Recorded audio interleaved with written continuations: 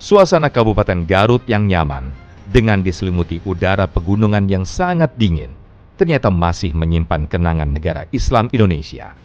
Siapa sangka, jika sampai saat ini, berita soal jaringan negara Islam Indonesia masih terdengar kencang di kota ini. Bagi Dadan, salah satu aktivis yang berada di Kabupaten Garut, tak mengambil pusing soal 59 anak yang dibayar. Dadan merasa isu baiat yang ada di kotanya tidak akan berhenti pada 59 anak ini saja, namun akan menjadi isu rutin di kota Garut. Kalau saya mencermati, pertama pembaiatannya saja tidak ada masalah, sebatas berbaiat. Kemudian saya berkeyakinan isu baiat ini tidak akan hanya sekali ini atau 10 kali yang lalu, ke depan masih ada lagi. Sebab urusan mengisukan baiat akan menjadi kegiatan rutin. Menjadi pertanyaan juga kalau gitu Bang Dadan, kenapa kemudian ini bisa menjadi isu musiman, kenapa kemudian ini dihembuskan isunya, tentu ada tujuannya. Kalau menurut Bang Dadan apa tujuannya? Setidak-tidaknya mengerdilkan lembaga. NI itu kan negara, dulu itu negara Islam Indonesia. Kasus yang diangkat sekarang ini seolah-olah NI itu hanya sebuah kerumunan atau sekedar organisasi kecil-kecilan.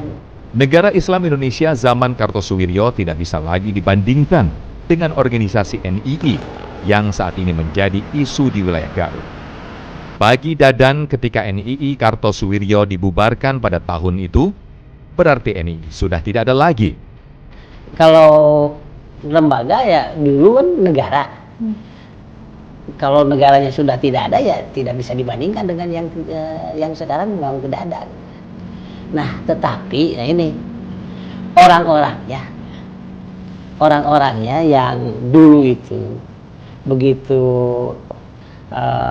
NII dinyatakan kalah, maka orang-orangnya kemudian berubah strategi, bergerak memperjuangkan syariat Islam secara konstitusional melalui jalur legislatif. Pernyataan yang keluar dari Dadan pun cukup mencengangkan. Bagi Dadan, ketika isu ini diberikan perlakuan hukum yang sangat sederhana, maka Dadan beranggapan bahwa isu yang sekiranya dapat meruntuhkan dan menghancurkan negara kesatuan Republik Indonesia, maka akan menjadi sederhana pula dan tidak perlu dibesar-besarkan. Kita sering mendengar penangkapan-penangkapan, kasus baiat, bahkan kasus teroris. Ya. Apakah itu melanggar hukum? Ya, melanggar hukum. Nah, tapi kan kita hampir bisa dikatakan tidak mendengar pengadilan terhadap yang ditangkap tersebut. Nah, kalau mereka tidak diadili, mungkin dianggapnya tipiring, tindak pidana ringan. Dianggap bersalahnya itu sedemikian rohaka, sedemikian spektakuler gitu ya, menciderai negara gitu. Tetapi urusan pemaafannya sederhana. Artinya kan ini juga urusannya memang sederhana juga. Ada beberapa fakta yang berhasil kami kumpulkan di lapangan. Majelis Ulama Indonesia Kabupaten Garut menyebutkan dugaan 59 warga Garut, Jawa Barat yang dibaiat oleh negara Islam Indonesia ini bermula dari pernyataan salah seorang warga yang berusia 15 tahun dan kemudian mengaku telah dibaiat oleh negara Islam Indonesia.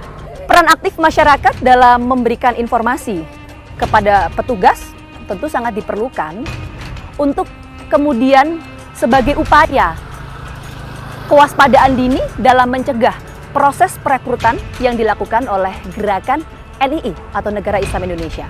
Jangan lupa saksikan Fakta setiap hari Senin pukul 8 malam hanya di TV One.